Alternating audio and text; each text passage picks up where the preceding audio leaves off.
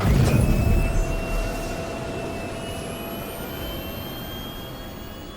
systems online. Salut à tous, c'est Schneider et on se retrouve pour un récap de la semaine sur Star Citizen. Lundi, la semaine a commencé par un épisode de l'émission Pillar Talk où Chris Roberts, Sean Tracy, Eric Kieron Davis et Paul Reindl nous ont parlé un peu des nouveautés de la 3.9. Une des dernières tâches en cours sur la 3.9, c'est l'unification des listes de contacts. Actuellement, il y a deux bases de données de contacts, une en jeu et une autre sur le Spectrum. Ils veulent unifier tout ça et ça demande beaucoup de travail préparatoire en coulisses.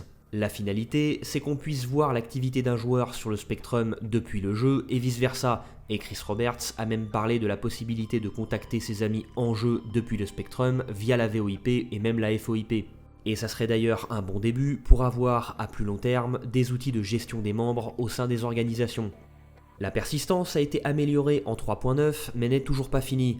Il développe un système nommé iCache qui permettra de sauvegarder toutes les actions réalisées par les joueurs et les appliquer sur l'environnement lorsque celui-ci sera chargé autour du joueur par l'Object Container Streaming. Ce système progresse, ils ont des gains de performance assez énormes, mais il est toujours pas fini et il sera nécessaire pour le server meshing et la construction de base sur les planètes. Ils ont ensuite parlé assez rapidement du soin qu'ils apportent à la stabilité du jeu, parce qu'il doit être jouable en phase de développement. Chris Roberts a précisé qu'il leur est arrivé récemment de repousser des builds du jeu de plusieurs jours pour éviter que les joueurs se retrouvent avec des bugs bloquants. Ils ont aussi réduit la latence entre les joueurs et ça devrait se constater surtout sur Star Marine et l'Arena Commander et sur l'univers persistant à condition que le serveur ne soit pas trop surchargé. Le système d'interaction sera amélioré en 3.9 grâce à un menu circulaire. Ce menu sera plus ergonomique que le précédent, permettra de catégoriser des actions favorites et les assigner directement à des touches, plutôt que de le faire via les options du jeu. Chris Roberts a évoqué StarCraft en disant que l'objectif était de rendre beaucoup d'actions du jeu facilement réalisables à la souris pour les joueurs moins investis, et de rendre toutes ces actions assignables à des touches du clavier pour les joueurs plus investis. Ils ont ensuite reparlé brièvement du nouveau système de personnalisation des armes qu'on a vu il y a quelques semaines. Chris Roberts souhaitait que la personnalisation des armes soit concrète et qu'on puisse voir les composants qu'on s'apprête à mettre sur une arme en l'ayant dans la main. Mais il sera toujours possible de faire ça via un menu du Mobiglass de façon plus classique comme dans n'importe quel jeu.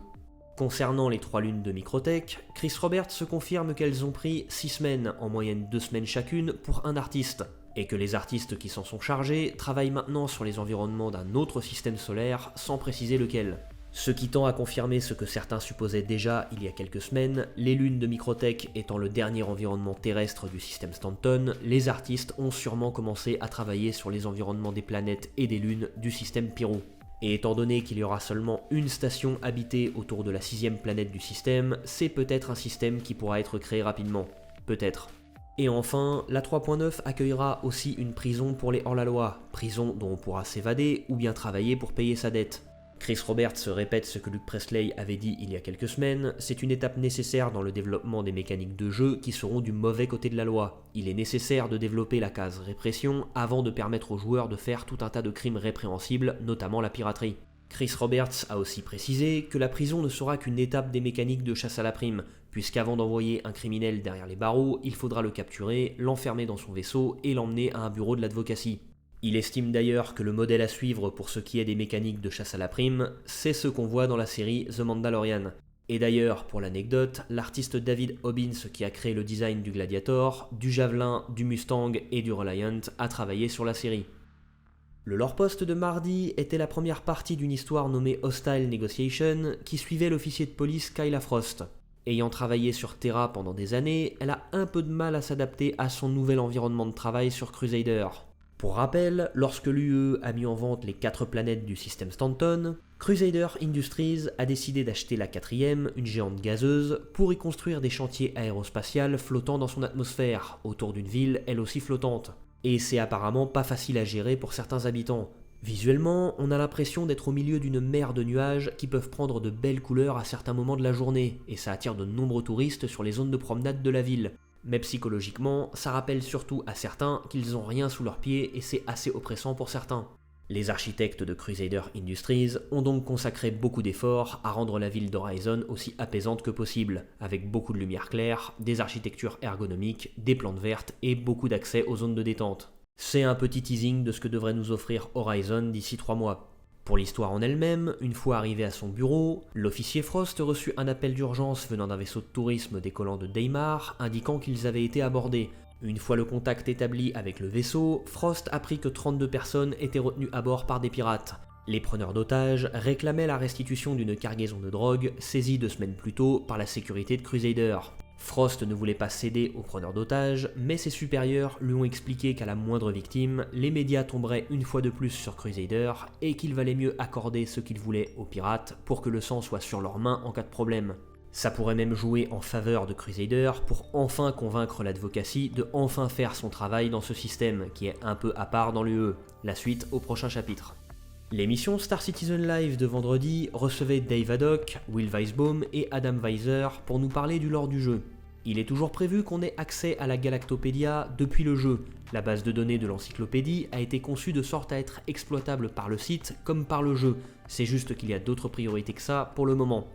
Les livres qu'on peut trouver comme de simples assets 3D dans l'univers persistant devraient être lisibles à l'avenir. Il prévoit même de faire des livres de plusieurs centaines de pages.